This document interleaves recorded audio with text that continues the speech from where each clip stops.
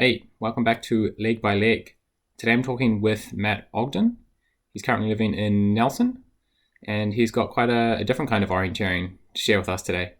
So I hope you enjoy this very special edition of Leg by Leg. Howdy. Hey Matt, thanks for coming on Leg by Leg. Can you hear me? Can you hear me? Yep, I can hear you. Cool, loud and clear, very good. Good to be Cool. here, finally. Yeah. So tell me about this map. The last Leg by Leg I also did was from Nelson on Cannon Downs. That was an older map. How old's this map? This map is a few days old now, but it's been Oh, a year hot in off the the making. press. Yeah, very hot off the press. We had this event on Saturday evening, so yeah, only a couple of days ago. Cool. Do you want to talk us through the map setup here? It's pretty unconventional, so talk us through the layers and the symbols.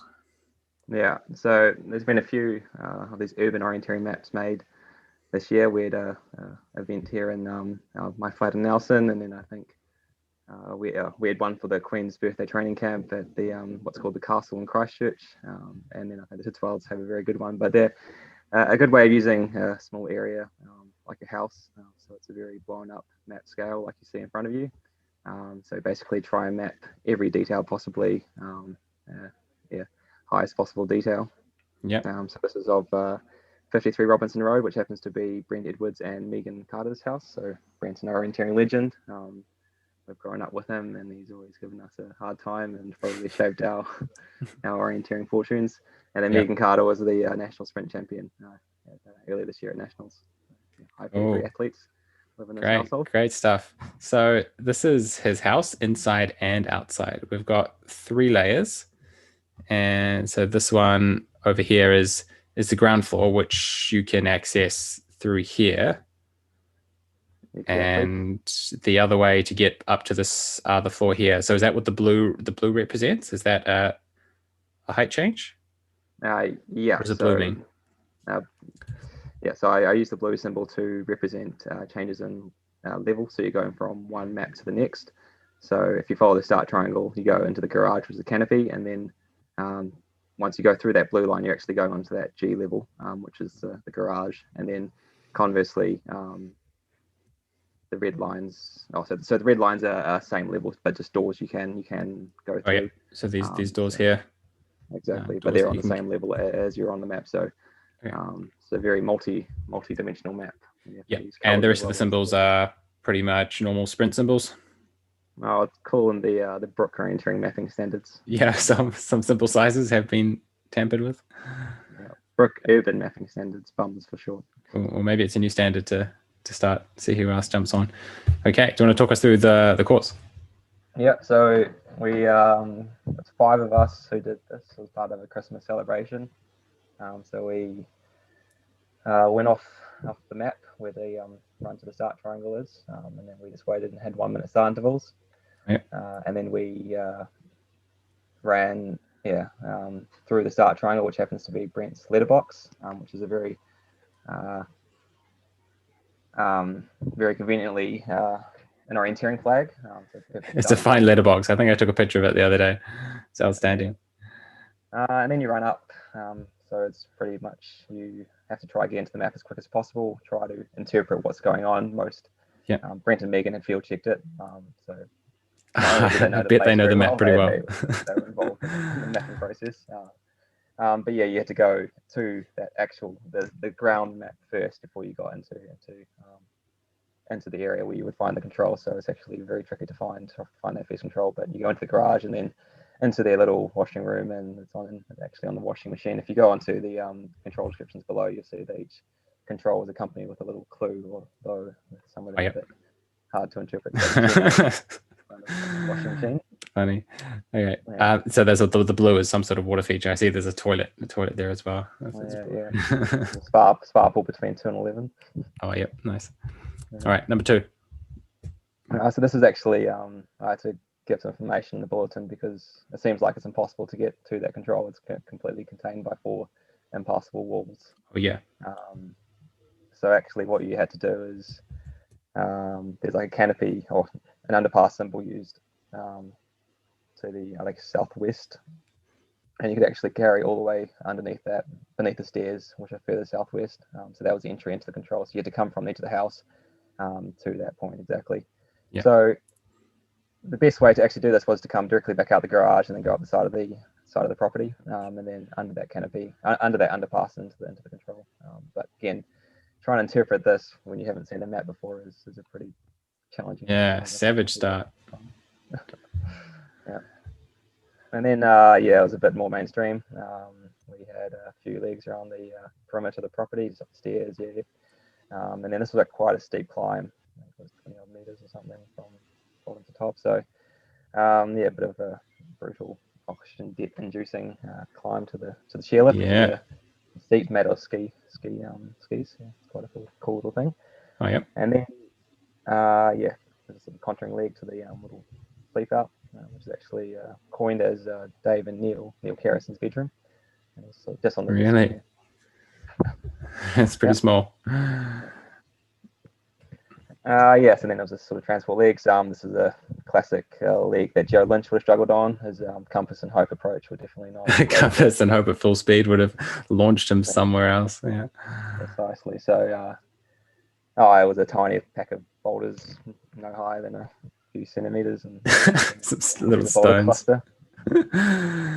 Some short, sharp control picking legs, 5, 6, 7, boulder 1, boulder 2, boulder 3 on the mat. So just to get you engaged in some high intensity orienteering.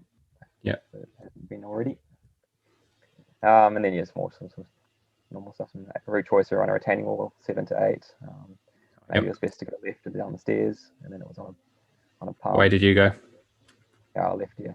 Oh, I think it was a little bit unfair that I was racing, given that I had mapped set and today. I'm pretty sure that's illegal. We'll look past that.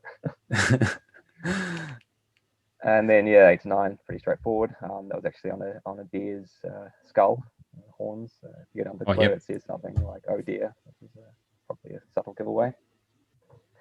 But then 9 to 10 was sort of the crux route choice of the course. Yeah. So there's two ways to do this one. You've got back out and around, and then up the stairs and in. Or the other way is to come up by the looks of it, and you're on this level, so you're going through the house. Yeah. Is that right? Yeah, exactly. Yeah. So we didn't decide. I think most people went low and then up the stairs just to keep it simple. You hadn't actually been in the house apart from the garage up to this point. Yeah. Yeah, I think that's quite a good rule, just to bias towards the simple approach, if in doubt. Simple and also familiar, but maybe it was faster to go high. Don't think we had wind splits to back analyze, but I think the safe route choice is normally the best. And then 10 to 11 was sort of going back through the house. It was more just testing. Close controls can be very proximal to each other, but in fact they can be quite a distance apart by the time you take your route choice. Yeah. Very close, but very far. Exactly. And then just transport to 12 when you got into a drink station. This is quite novel, this drink station. You had to eat 3 M&Ms, 2 pineapple lumps, a marshmallow, and then scull half a vessel before you can continue on the course. Very good. Very good refreshment point. I wish we had that kind of refreshment points at national champs. World champs, yeah. Ultimately, my downfall, Brent started 1 minute behind me, got ahead of me at this point. He obviously well versed in the art of eating and drinking at the same time. Cool. I'll just switch over to the next one. It was actually the hat I wore during the race. That's why I'm wearing it at the moment. Jiggy jig. It was somewhat of a dressed up party, but everyone sort of tended for orienteering gear, but a little bit of accessories on the side. There were some fantastic photos. Yeah. All kitted out. Cool. So this is part 2. So you've got a map flip, and now we're back inside for some more action. Yeah. So I guess the main challenge first was trying to process the marshmallows, which are kind of combined with the pineapple lamps to form a pretty hard substance to chew down. So there was a bit of controversy. Megan actually went off while eating, while Brent and I just sort of, and Regan and Callum and Lizzie were also doing it. We stayed put and finished a bit of controversy. So you're supposed to stay at the table until you finished munching? I wasn't wasn't clear, but rules could be clearer next time. Megan played the game fine. She got to play to your advantage, and hers must be mobile eating. So kudos to her. Cool. But yeah, up the stairs into the top level, so +1, and then this is just intense orienteering, like very tricky. Just navigating, turning all the time. So you're there, and then you're no, I'm going the wrong way there, aren't I? Yeah, so you go across. You've actually you're going up that way. You're actually because you climb those stairs, you're going through a blue, so you change map, so you go up into that level directly. Oh, these ones go straight through. Oh, okay, I see. Oh, yeah. You're actually coming through that door exactly. Look how nice view over the brook. Yes, great view from that window. Yeah. Okay, other room. Into that room. Back through. 15 to a inside tree, and you see on the bed in that room, there's actually a little text that says the winners. So I thought I'd give Brent and Megan a nice little souvenir for after the event. There's a little memento on their bed. But so then that was sort of straightforward orienteering, just sort of making sure you don't get too disorientated by changing rooms all the time. Yep. But then 15 to 16 was quite an interesting week. So yeah, so we're going from the highest floor to the lowest floor, I think. Yeah. So you're going down the stairs, I guess. Yeah.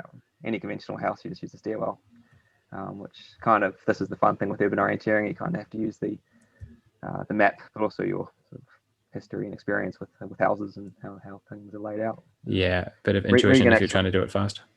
Yeah, Regan actually made quite a cock up on this leg, and he sort of came inside, and it was pretty funny to watch because he was running. It was his first time orienteering, and it happened to be this course, so we'll give him some. Yeah, it's a pretty rough intro, and I guess if you do decide to bail out early, I guess you could come out here. Yeah, exactly. That's actually not the worst.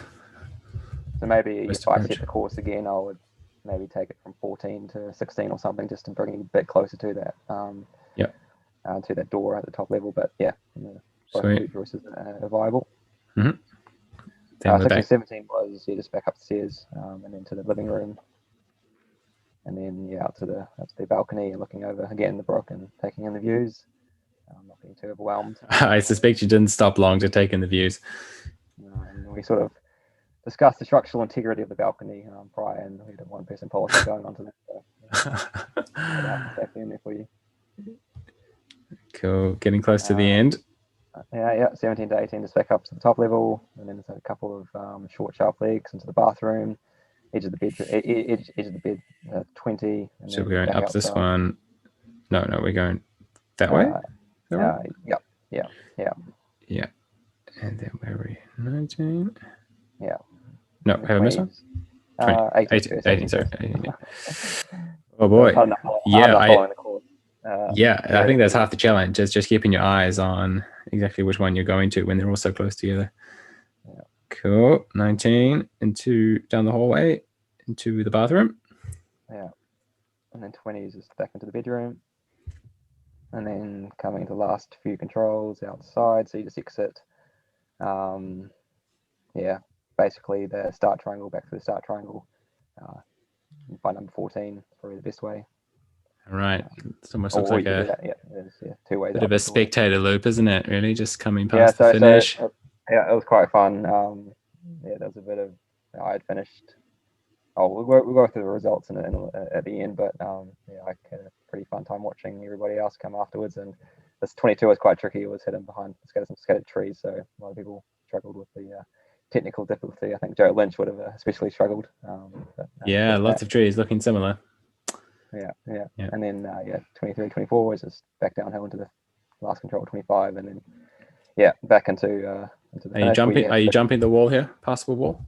Oh, it's a questionable retaining wall. It's down sloping, so you probably want to avoid that. It's too much at that speed. Yeah, exactly. There's also the stairs by the finish down to on the previous map to 8, I think it was. They were off camp. They were going down slope, so you have to be quite careful not to dislodge the bricks that made them up. But ultimately you got to finish, and then you had to repeat the process: three M&Ms, two pineapple lumps, 1 marshmallow, and then finish your vessel. So and how long did that take you guys? And how are you doing the timing, by the way?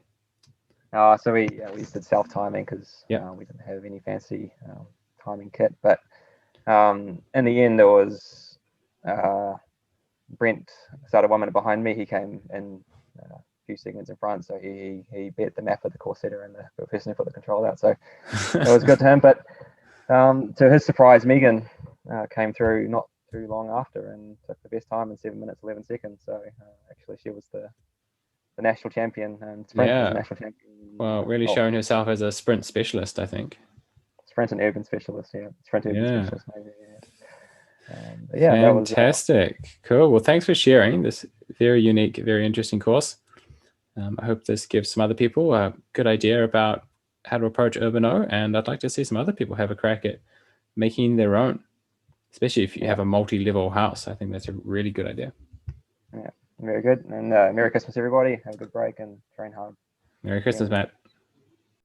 Yes. So that's pretty cool. I've mapped my past two houses. I think it's a good experiment to do.